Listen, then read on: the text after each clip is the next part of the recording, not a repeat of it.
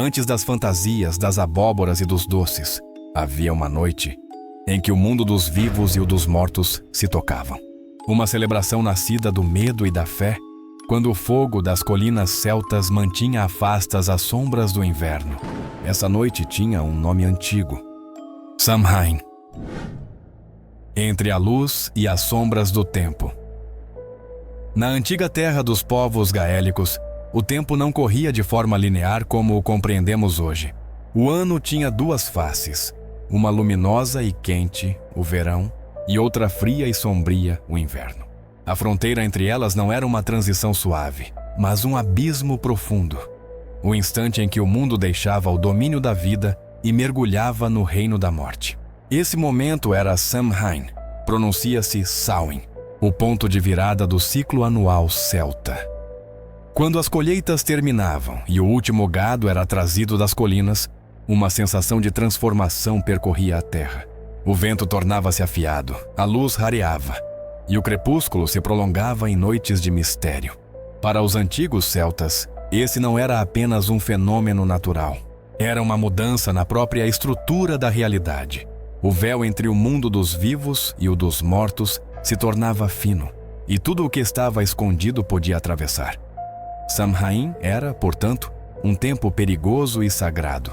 Uma noite em que os espíritos dos ancestrais retornavam, os deuses caminhavam entre os homens, e as leis da natureza eram suspensas.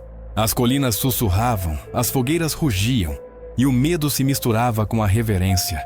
Era o início do inverno, o encerramento do ciclo agrícola e o nascimento de um novo ano espiritual. Hoje chamamos esse mesmo período de Halloween, e o que vemos são crianças mascaradas, doces e fantasias coloridas. Mas sob essa superfície comercial pulsa uma antiga alma, o eco de Samhain, o festival que ensinava os povos a enfrentar a escuridão com fogo, fé e comunidade. Bem-vindos ao Mitology. Eu sou Ogma. Vamos atravessar o véu e entrar na cosmologia celta que deu origem ao Halloween. Na cosmologia celta, o mundo físico e o espiritual não eram separados. A natureza era viva, consciente e dotada de alma. Cada rio tinha seu espírito guardião. Cada colina era a morada de um deus. E cada árvore antiga era vista como uma ponte entre mundos. Essa visão moldava todos os aspectos da vida gaélica. Para os antigos irlandeses e escoceses, o ser humano era apenas mais um membro da vasta comunidade da Terra, uma comunidade que incluía animais, espíritos e divindades. O solo não era propriedade, era um corpo vivo. As brumas que cobriam as colinas não eram simples fenômenos climáticos, mas sinais da presença do outro mundo. Essa percepção espiritual do ambiente deu origem a uma rica tradição de mitos e lendas. As montanhas, os lagos e os bosques eram vistos como portais para uma dimensão paralela. O Sith, o domínio dos seres encantados, o outro mundo. Sith, também chamado de Shi ou Sid, era o outro mundo celta, um reino de beleza eterna e luz dourada, habitado pelos Tuatha Dé Danann, os deuses antigos que, após a chegada dos humanos, retiraram-se para viver sob os montes. Esses seres não eram anjos nem demônios. Eram forças naturais personificadas, nem bons nem maus, mas perigosos e imponentes. Eles podiam abençoar ou amaldiçoar, curar ou enlouquecer. O respeito era obrigatório, e Samhain era o momento em que os limites entre o mundo humano e o deles se desvaneciam. Durante essa noite, acreditava-se que os montes encantados se abriam, revelando portais luminosos por onde os espíritos transitavam. Era o tempo em que os mortos retornavam para visitar suas famílias e em que as forças misteriosas podiam tocar o destino dos vivos. O conceito do véu, a barreira entre os mundos, é central na mitologia de Samhain. Normalmente, essa fronteira era firme e intransponível. Mas na noite de 31 de outubro, o tecido da realidade se tornava poroso. Os vivos podiam sentir os mortos. Os deuses podiam atravessar. O tempo, por um instante, perdia sua linearidade. Era um período fora da ordem comum do universo. Um não-tempo no qual o passado, O presente e o futuro se entrelaçavam. Essa crença não era simbólica, era literal. Povos inteiros realizavam rituais para honrar os ancestrais e afastar espíritos hostis, reconhecendo que a vida e a morte eram partes do mesmo ciclo. Para eles, Samhain não era um fim, mas uma passagem. Assim como a semente precisa morrer para gerar nova vida, a escuridão do inverno era o ventre onde o novo mundo nasceria. Para os celtas, o ano começava na escuridão, enquanto outras culturas celebravam o renascimento na primavera. Os gaélicos viam o inverno como o verdadeiro início, o tempo da gestação cósmica. Samhain marcava o fim das colheitas e o começo do novo ciclo solar. O calendário celta dividia o tempo em duas metades: Beltane, a face luminosa, e Samhain, a face sombria. Entre esses dois polos, o mundo oscilava em equilíbrio. A chegada de Samhain simbolizava o recolhimento, o tempo de preparar os corpos e as almas para o frio e para o silêncio. Era também o momento das decisões espirituais. Os druidas, sacerdotes do antigo mundo, interpretavam sinais, observavam os astros e realizavam sacrifícios simbólicos para garantir a fertilidade do solo e a proteção das tribos. A noite era vista como um portal para o desconhecido, e atravessá-la era uma forma de renascer. Na mentalidade moderna, o escuro costuma ser associado ao mal. Para os celtas, era o oposto. A escuridão era matriz e mistério, o ventre da deusa onde tudo repousa antes de despertar novamente. Entrar no inverno era retornar ao útero da terra, um gesto de confiança na regeneração da vida. Durante Samhain, o povo reconhecia a fragilidade da existência e a inevitabilidade da morte. Era um tempo de respeito e introspecção, mas também de esperança. Assim como o sol renasceria no solstício, também a vida renasceria após a dormência da estação fria. Samhain era o espelho da alma humana, o lembrete de que só compreendemos a luz depois de enfrentarmos a sombra. A noite de Samhain inspirava medo, mas um medo sagrado. Os antigos não tentavam eliminar o terror, eles o ritualizavam. Máscaras, fogueiras e oferendas eram meios de dialogar com o invisível, não de negá-lo. Eles sabiam que o medo é uma ponte, que ele nos conecta ao que é maior que nós. Assim, ao acender o fogo e celebrar juntos, os celtas enfrentavam a própria mortalidade e reafirmavam seu vínculo com os antepassados e com a terra. O elemento central de Samhain era o fogo. Em todas as aldeias, os lares eram apagados e um grande fogo comunitário era aceso no topo das colinas. Essa chama, acesa por fricção e nunca de uma chama antiga, simbolizava a pureza e o recomeço. Homens, mulheres e animais passavam entre duas fogueiras, acreditando que isso os purificaria e os protegeria das doenças e das forças malignas do inverno. A partir desse fogo, tochas eram levadas de volta para cada casa, reacendendo o lar e renovando o elo espiritual da comunidade. O fogo não era apenas físico, era uma metáfora viva da alma humana resistindo à noite. Enquanto o frio avançava, as chamas dançantes lembravam a todos que a luz, mesmo pequena, é suficiente para romper a escuridão. Embora Samhain fosse profundamente espiritual, também era um evento social e político. Com o fim das colheitas e a pausa nas guerras, as tribos se reuniam em grandes assembleias e banquetes reais. Era tempo de renovar alianças, resolver disputas e celebrar a abundância. Reis e druidas presidiam cerimônias em lugares sagrados, como a colina de Tara ou Rathcrogan. Os registros medievais descrevem essas festas como espetáculos de generosidade, banquetes intermináveis, música, bebida e rituais de prestígio, mas havia regras. Durante Samhain, vigorava uma trégua sagrada.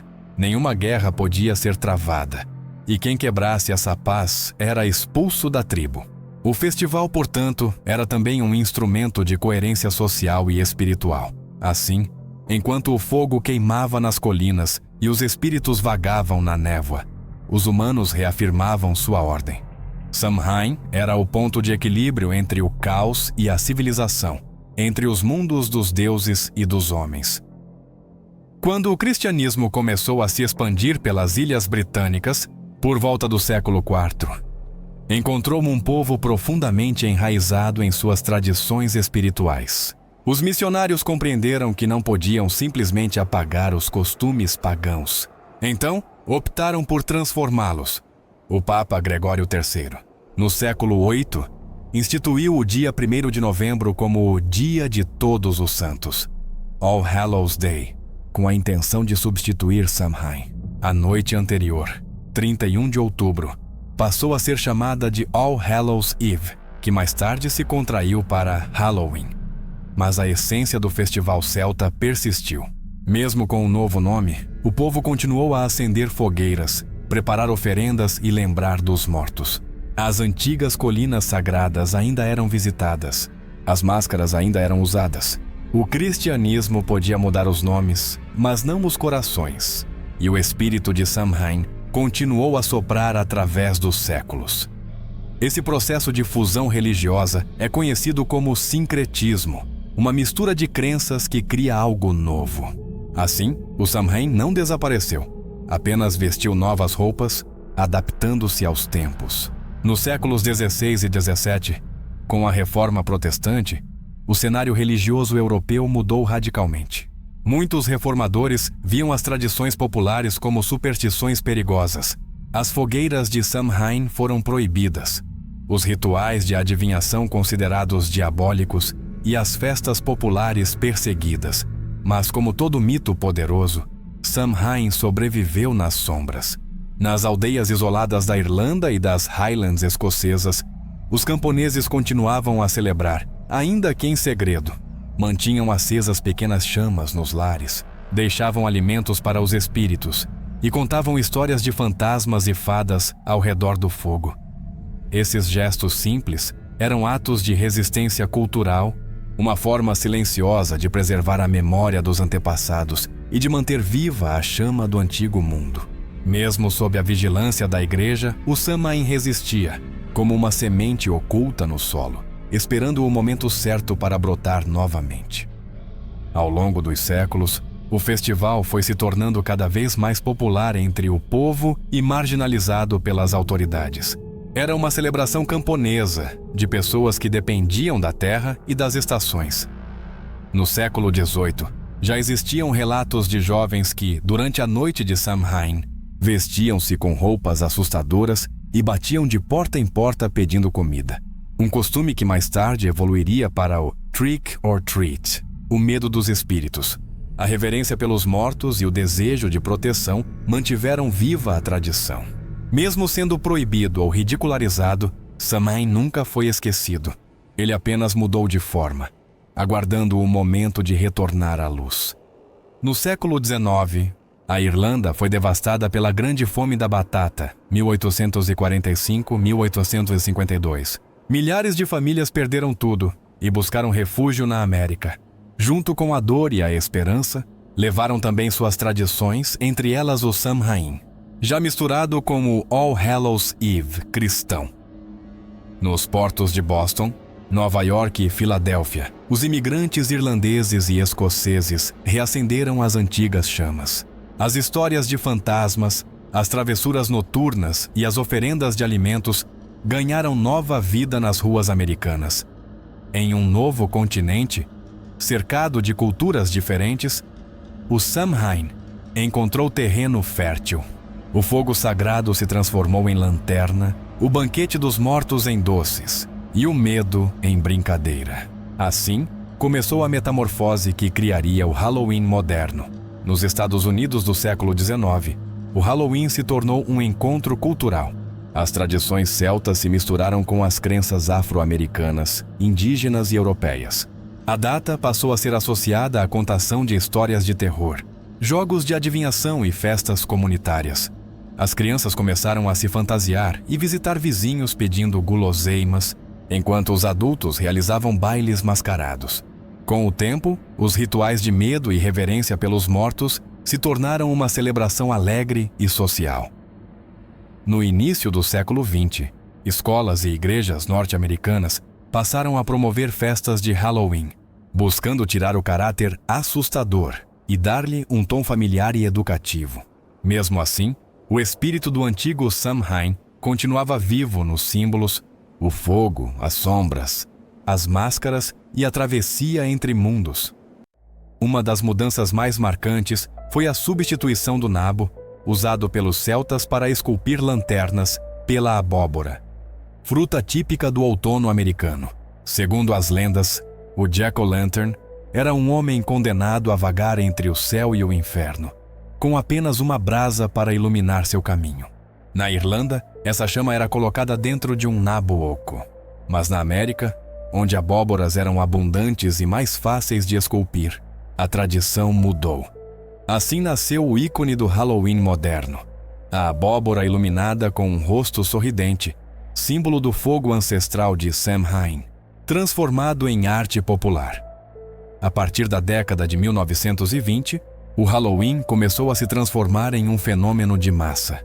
Revistas e empresas de doces perceberam o potencial lucrativo da celebração. Logo, surgiram fantasias padronizadas, cartões temáticos e campanhas publicitárias. O que antes era um ritual de proteção e comunhão com os mortos, se tornou uma festa de consumo e diversão. As crianças passaram a sair de casa com o grito "Trick or treat", doce ou travessura, e ecoando pelas ruas iluminadas, apesar da aparência moderna, a estrutura simbólica permanecia a mesma. O uso de máscaras para enganar os espíritos, o fogo, agora em lanternas, para afastar a escuridão e o compartilhamento de comida como gesto de generosidade e bênção. Com o tempo, o Halloween passou a refletir também os medos da sociedade moderna. Nos anos 1970 e 1980, surgiram boatos sobre doces envenenados, casas assombradas e cultos satânicos. O que antes era o medo dos deuses e dos mortos transformou-se no medo do vizinho e do desconhecido. Filmes de terror como Halloween, 1978, e Hocus Pocus, 1993, ajudaram a cristalizar a estética do festival. Abóboras, fantasmas, bruxas e ruas iluminadas por luzes laranjas. O antigo Samhain, símbolo da comunhão espiritual, tornara-se um espelho da imaginação sombria da era moderna. Hoje, o Halloween movimenta bilhões de dólares todos os anos, sendo uma das maiores festas comerciais do mundo. Nos Estados Unidos, apenas o Natal o supera em popularidade. Mas mesmo sob o peso da publicidade e do consumo, o espírito original ainda pulsa. Quando as crianças vestem suas fantasias e batem nas portas com alegria, repetem, sem saber, um costume ancestral, oferecer algo em troca da boa sorte e da proteção espiritual. O doce moderno é a oferenda simbólica que substituiu o alimento deixado nas colinas para os espíritos. Assim, mesmo transformado, o elo entre passado e presente nunca se rompeu. A partir da segunda metade do século XX, movimentos espirituais como a Wicca e o neopaganismo começaram a resgatar as antigas tradições celtas. Samhain foi reintegrado como um dos 8 sabás da roda do ano, celebrado como um festival de honra aos ancestrais e reflexão sobre a mortalidade. Em todo o mundo, comunidades pagãs acendem fogueiras, preparam altares com fotografias de entes queridos e deixam oferendas de maçãs, vinho e pão. A celebração moderna mistura espiritualidade, ecologia e psicologia, uma tentativa de reconectar o ser humano à natureza e ao ciclo da vida e da morte. Hoje, Samhain é celebrado por pessoas de diversas crenças. Muitos o encaram como um tempo de introspecção e gratidão, uma oportunidade para honrar o passado e se preparar para o novo ciclo. As fogueiras voltaram, agora com significado simbólico e ecológico. As danças, as canções e as histórias retornaram, não como superstição, mas como formas de arte e reconexão ancestral. Samhain deixou de ser apenas uma festa dos mortos para se tornar uma celebração da vida em sua totalidade. Luz e sombra, nascimento e fim, tudo entrelaçado. Curiosamente, o Halloween não está sozinho. Em várias partes do mundo, O mesmo período é dedicado aos mortos. O Dia de los Muertos no México, o Finados no Brasil, o Bon Festival no Japão. Cada cultura expressa de forma diferente o mesmo impulso humano: lembrar, celebrar e continuar. Por isso, Samhain é mais que uma data, é um arquétipo universal. Ele nos recorda que a morte não é o fim, mas a face oculta da vida, e que o amor permanece mesmo quando a forma desaparece. O tempo passa, as culturas se transformam, mas o fogo de Samhain nunca se apaga. Ele apenas muda de forma.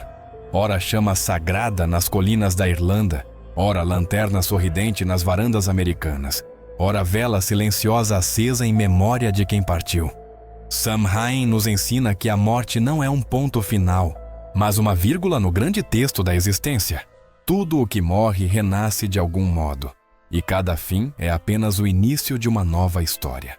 É um lembrete ancestral de que a vida é cíclica, que precisamos aceitar as sombras para compreender a luz, e que a verdadeira sabedoria está em honrar o passado enquanto caminhamos para o futuro. Vivemos em uma era de velocidade, luzes artificiais e ruídos constantes, mas em cada 31 de outubro, algo silencioso e antigo desperta. Um chamado vindo das colinas, do vento frio e das folhas que caem. Um convite para olharmos para dentro e lembrarmos quem somos, parte da terra, do tempo e dos que vieram antes de nós. Quando acendemos uma vela no Halloween, estamos repetindo o gesto de nossos ancestrais, mantendo viva a chama do espírito humano diante da escuridão. Assim, mesmo em meio às fantasias e doces, Samhain permanece, eterno, simbólico e profundamente humano. O que começou como um festival celta nas colinas enevoadas da Irlanda transformou-se em uma das celebrações mais difundidas e fascinantes do mundo. Por trás das máscaras, das abóboras e das travessuras, ainda ecoa um antigo chamado: lembrar que a vida é breve, que a morte é apenas passagem e que o amor, como o fogo, nunca se apaga. Samhain não é apenas uma data, é um espelho, um convite, um fogo ancestral que arde dentro de cada um de nós. Por isso, na próxima noite de 31 de outubro, quando o vento soprar e as luzes piscarem, lembre-se, talvez não sejam apenas fantasias lá fora. Talvez sejam os ecos do antigo Samhain, os ancestrais caminhando entre nós, lembrando que ainda fazemos parte do mesmo ciclo eterno de sombras e luz. Se você aprecia as mitologias do mundo antigo e o modo como seus ecos ainda ressoam na atualidade, considere inscrever-se no canal. Agradeço sinceramente pela sua ilustre presença e espero revê-lo em um próximo vídeo.